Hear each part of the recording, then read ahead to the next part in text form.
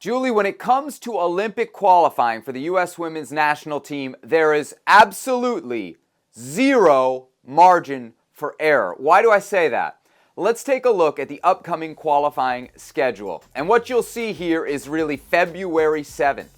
Only 2 teams from CONCACAF go to the Olympics. So you got to make that final, which means no matter what you do in the first 3 games of this tournament, if you don't win the semifinal, you are not going to Tokyo. Julie, what do you think about that format? I do not love that format, Sebastian, because of precisely just that. I mean, imagine if Canada stumbles a little bit in their group play. They finish second in their group. U.S. finishes first, as they will. Then they have to play Canada in that semifinal. And you could be looking at the World Cup champion. It's unlikely, but you could be looking at the World Cup champion not qualifying for the Olympics. I think if you're only taking 12 teams, which is a joke in the first place, they should move it up to 16 teams for the women's Olympics, that you should give the World Cup champion an automatic berth and then adjust around that. So the U.S., however, Sebastian, knows this very well, how slim that margin of error is, because rewind to 2011, semifinals, qualifiers for the 2011 World Cup. They lost to Mexico in that qualifiers, but in that situation, they had a chance still to get through with that playoff against Italy. But they were the last team actually to qualify in 2011. Now, you mentioned Canada. They're in Group B.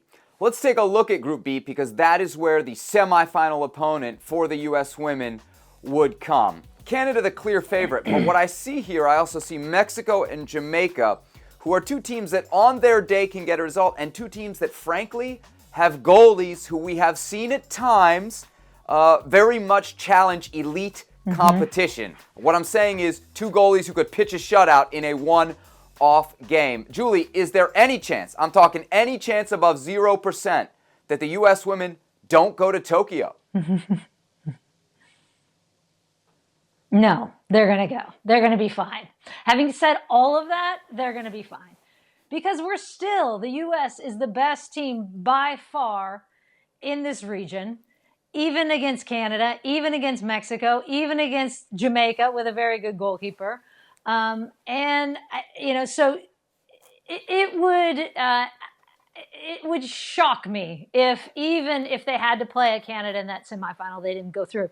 And the reason why is, again, I go back to this team has lived the other side of almost not qualifying. And enough of this team remembers that.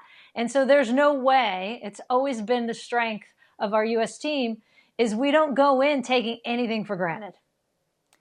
These will be the first competitive games under Vlatko Andonovski.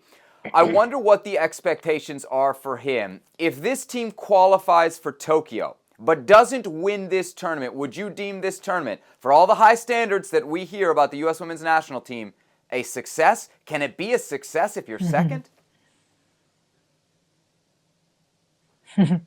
Well, 1, you'll take the positive. They'll, of course, take the positive they qualified. But 2, I'm certain Vlatko and the team would only deem it a success if they win it all. And you're right, Sebi, that is the DNA of this team going back into the 80s. You won, and you go into a tournament, and you expect to be on the top of that podium. And if you're not, you're disappointed about that. And I think it's what, honestly, has always set us apart. So they will be looking and gunning for a win, even though they don't necessarily need it, of course, to get to the Olympics. They just have to get to that final.